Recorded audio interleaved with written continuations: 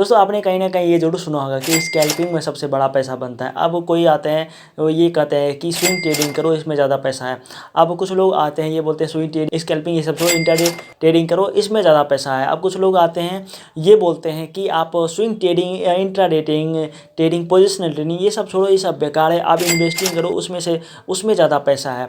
तो मार्केट का जो रियलिटी है, अब पैसा वही बना सकता है मार्केट से जो पर्सन को ये पता हो कि मार्केट से कब एंट्री ले और कब एग्जिट ले। बड़ा पैसा वही बना सकता है। अब देखो जो एनालिसिस के थ्रू ट्रेड लेते हैं मार्केट में और उसको ये पता होता है कि मार्केट कब बुलिश ट्रेंड में रहेगा, कब बेयरिश ट्रेंड में रहेगा, मतलब क्या राइट टाइम क्या है मार्केट में एंट्री लेने का, रॉन्ग टाइम क्या है मार्केट से एग्जिट लेने का। तो ये चीज़ अगर किसी पर्सन को पता है तो वो मार्केट से अच्छा खासा पैसा बना सकता है। तो अब समझते हैं मार्केट का ओवरव्यू, मतलब मार्केट में कौन कौन से ट्रेड किया जाता है। Scalping, intraday trading, BTST, positional trading, swing trading, ये सब क्या है, ये सब को किस तरह से किया जाता है। तो इस चीज़ को जो है आज की इस वीडियो में हम समझेंगे एक एक चीज़ को। तो चलिए दोस्तों बिना कुछ देरी के वीडियो को शुरू करते हैं। देखो सबसे पहले आता है लॉन्ग टर्म इन्वेस्टिंग, फिर आता है शॉर्ट टर्म इन्वेस्टिंग, फिर आता है पोजिशनल ट्रेडिंग, फिर आता है स्विंग ट्रेडिंग, फिर आता है बीटीएसटी, फिर आता है इंट्राडे ट्रेडिंग और सबसे लास्ट में जो आता है वो स्कैल्पिंग। तो ये रिवर्स करके मैंने आपको बताया, मतलब बड़े टाइम फ्रेम से लेके छोटे टाइम फ्रेम तक। अब देखो इस चीज़ को एक एक चेक करके समझते हैं। पहले लॉन्ग टर्म इन्वेस्टिंग को पहले समझते हैं। लॉन्ग टर्म इन्वेस्टिंग में आपको सबसे पहले फंडामेंटल देखा जाता है। कंपनी क्या करती है, कंपनी का क्या बिजनेस है, कंपनी कितना अर्न कर रही है और कहीं वो मतलब ज़्यादा कर्ज में तो नहीं डूबी है। तो ये सब चीज़ को लॉन्ग टर्म के में देखा जाता है। कोई भी कंपनी में कोई भी स्टॉक को अगर चूज़ करते हैं तो ये लॉन्ग टर्म के लिए हो गया। लॉन्ग टर्म में आपको अगर आप कोई भी स्टॉक लेते हो तो स्टॉक को अगर आप आज जैसे कि आपने आज स्टॉक लिया, उसके बाद अगर आप 2 साल 3 साल या फिर 5 साल 20 साल के बाद उस स्टॉक को बेच रहे हो तो वो लॉन्ग टर्म में चला जाता है। फिर आता है शॉर्ट टर्म पोजीशन। अब देखो शॉर्ट टर्म में अब अगर आपने कोई भी शॉर्ट टर्म में कोई भी स्टॉक खरीदा, इसमें आपको बेसिकली टेक्निकल एनालिसिस की ज़रूरी होती है। फिर उसके बाद फंडामेंटल एनालिसिस देखा जाता है। तो शॉर्ट टर्म में आपको आपने अगर आज पोजीशन बनाया, कोई भी स्टॉक आपने लिया तो वो 2 महीने 6 महीने या फिर 8 महीने फिर 1 साल के अंदर अगर आपने उस स्टॉक को बेच दिया तो वो शॉर्ट टर्म पोजीशन में आ जाता है। अब आता है पोजिशनल ट्रेडिंग। पोजिशनल ट्रेडिंग में आपको टेक्निकल एनालिसिस आना चाहिए, उसके बाद सेंटिमेंटल एनालिसिस आना चाहिए। इसमें फंडामेंटल का कोई रोल नहीं होता है। अब अगर आपको टेक्निकल एनालिसिस आ रहा है तो आप किसी भी स्टॉक में पोजीशन बना सकते हो और प्रॉफिट बुक कर सकते हो।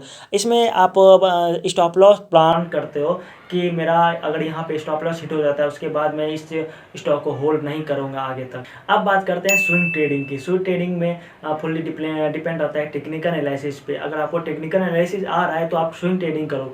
स्विंग ट्रेडिंग में ये देखा जाता है मार्केट में कि मार्केट कौन से डिमांड जोन में फिर कौन से सप्लाई जोन में है, ये देख के उसका स्टॉप लॉस प्लान करते हैं। जैसे पोजिशनल ट्रेडिंग में 6 से 7 मंथ तक होल्ड करते हैं कोई भी स्टॉक को, और वही से स्विंग ट्रेडिंग में हम कोई भी स्टॉक को 1 हफ्ते या फिर 1 महीने तक होल्ड करके रखते हैं। अब बात करते हैं बीटीएसटी यानी कि बाय टुडे सेल टुमारो। अब बीटीएसटी में देखो अगर आपको लग रहा है कि ये मार्केट जो है कल गैप अप खुलने वाला है या फिर गैप डाउन, आपके हिसाब से जो भी हो, तो आप बीटीएसटी कर सकते हो। यानी कि आप आज बाय करोगे और फिर कल जो भी आपका प्रॉफिट निकलेगा, कोई भी अगर आपको लॉस होगा फिर प्रॉफिट होगा, वो आपको लेके निकल जाना है, उसी को कहते हैं बीटीएसटी यानी कि बाय टुडे सेल टुमारो। अब बात करते हैं इंट्राडे की, यानी कि आपको अब अगर कोई भी ट्रेड लेते हो तो आपको आज ही खरीदना है और आज ही सेल करना है।